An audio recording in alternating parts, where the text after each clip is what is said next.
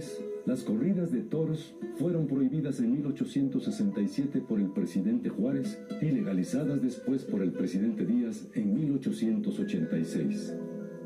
Aunque don Porfirio no se sentía atraído hacia ella, la popularidad de la fiesta brava, lo arraigado de su práctica y la contribución monetaria que podía hacer a la obra pública determinaron su regreso a la capital del país.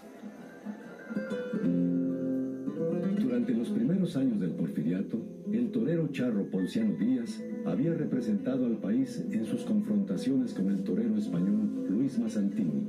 Hacia 1910, sin embargo, era Rodolfo Gaona quien había llevado el arte taurino a su más bella expresión. Hay que empezar por decir que lo que decían sus compañeros de cartel, que era el más elegante de todos. Elegante en cómo se vestía, cómo se veía vestido, contrariando a lo que decía Mazzantini. Mazzantini decía que no había hijo de India que pudiera verse bien vestido de luces. Y Gaona parecía un príncipe.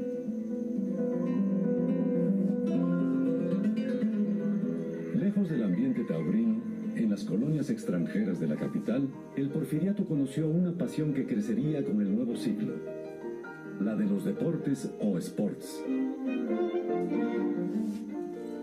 El término sport empieza, digamos, a usarse en México hacia 1870 más o menos, hacia 1880 ya está consolidado. La palabra deporte como tal es en realidad una palabra del siglo XX. Incluso podríamos hablar de que el término sport se importa de los ingleses, de las actividades deportivas de las colonias inglesas, fundamentalmente lo que en su momento se llamó el yacht o las regatas, el remo. Durante años, la afición por los deportes se incrementó especialmente entre la clase alta, influida por la actividad de los clubes europeos y estadounidenses. Entre los muchos deportes que se practicaban hacia el final del porfiriato, 3 de ellos se volverían con el tiempo los favoritos de México: el fútbol soccer, traído por los mineros ingleses, y el béisbol y el boxeo, introducidos por los estadounidenses. El cine, por su parte, proporcionó un placer muy distinto al que ofrecían los deportes o las diversiones tradicionales.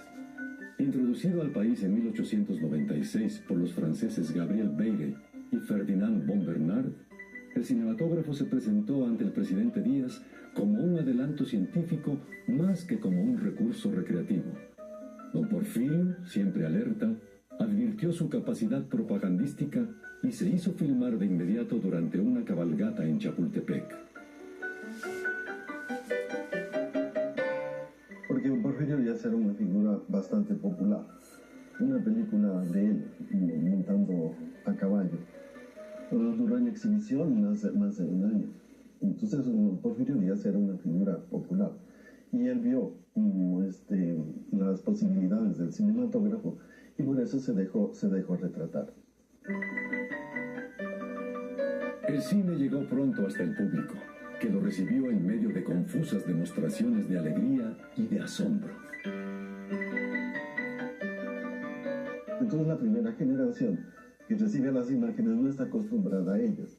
Entonces le causa un impacto muy, muy profundo y lo viven como si fuera una realidad. Entonces sí hay crónicas, por ejemplo, de las corridas, cuando se exhibían las películas de las corridas de toros, que el público gritaba ole, ya aventaban sombreros al escenario, la orquesta tocaba la diana.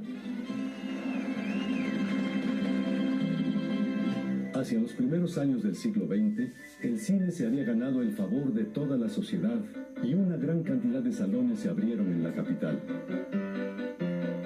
Yo lo equipaba con las iglesias, en el sentido de que se mezclaba todas las clases sociales. Entonces los cines y las iglesias van a tener una función muy, muy similar en el sentido de democratizar al público.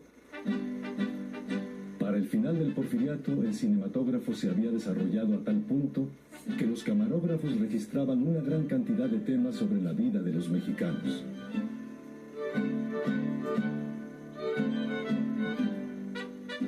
Uno de ellos fue la campaña electoral del candidato antirreeleccionista Francisco I. Madero.